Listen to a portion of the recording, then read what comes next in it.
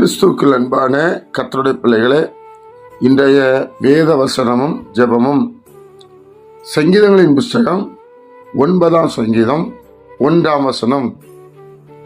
கர்த்தாவே, என் முழு இருதயத்தோடு உம்மை துதிப்பேன், உம்முடைய அதிசயங்களை எல்லாம் விவரிப்பேன். என் அன்பு கர்த்தருடைய பிள்ளைகளே, சங்கீதக்காரர் எழுதுகிறார், கர்த்தாவே, என் முழு இருதயத்தோடு உம்மை துதிப்பேன். முழு இருதயத்தோடு. தேவனுடைய பிள்ளைகளே, நம்ம ஆண்டவரை முழு இருதயத்தோடு துதிக்கணும், எந்த நிலைமையிலையும். அது மாத்திரமல்ல, உம்முடைய அதிசயங்களை எல்லாம் விவரிப்பேன். அதுதான் என்னுடைய எண்ணம், என்னுடைய நோக்கம். நீர் அதிசயத்தை செய்தீர் அல்லவா? தேவனுடைய பிள்ளைகளே, வேத புஸ்தகத்துல ஏராளமான அதிசயங்கள் இருக்கிறது. தேவன் செய்தது ஒன்றொன்று அதிசயம்.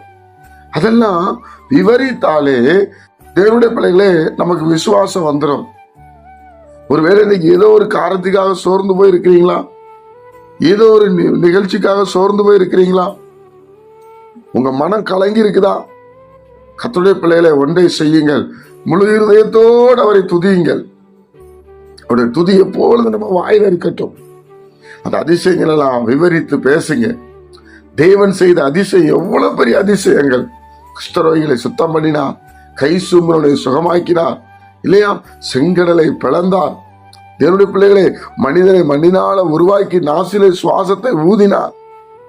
தேவனுடைய பிள்ளைகளை, மரித்தவனை உயிரோடு எழுப்பினார். தேவனுடைய பிள்ளைகளை, யோர்தானை பிடித்து போக கிருபை செய்தார். இப்படி சொல்லிக்கொண்டே இருக்கலாம் ஆண்டுடைய அற்புதத்தை, அதிசயத்தை. அவர் படைப்பு அதிசயம். எவ்வளவு செடி, எவ்வளவு மரம். தேவனுடைய பிள்ளைகளை எப்படியெல்லாம் அவர் நடத்துகிறார் யோசிச்சு பாருங்க. தண்ணீருக்காக மலையை கட்டளையிடுகிறார். தேவனுடைய பிள்ளைகளை காற்றை கட்டளையிடுகிறார். அதனால தேவனுடைய அதிசயங்களை நாம் விவரித்து பேச வேண்டும். எங்க பேசினாலும் இயேசு பெரியவர் என்று பேச வேண்டும். அவர் படைத்த படைப்பை பேச வேண்டும். சும்மா நம்ம யாரையும் குறை சொல்லிக் கொண்டு மற்றவர்களை மற்ற காரியங்களும் பேசக்கூடாது. பிரியமானவர்களே, ஆண்டவரை மட்டும்தான் நாம் பேச வேண்டும். அப்படி பேசினால் நிச்சயமாக நாம் ஆசீர்வதிக்கப்படுவோம், மேன்மையடைவோம். ஜெபிப்போமா? பிதாவே, உம்முடைய குமாரன் இயேசு கிறிஸ்துவின் நாமத்தில் வருகிறோம். இந்த காலை நேரத்தை எங்களுக்கு ஆசீர்வதித்து தாரும். இந்த நாள் கேட்கிற ஒவ்வொரு பிள்ளைகளுடைய சமாதானம் உண்டாகட்டும். விசேஷமாய் உடைய நன்மை நாள் நிரப்பும்படி நாங்கள் ஜெபிக்கிறோம்.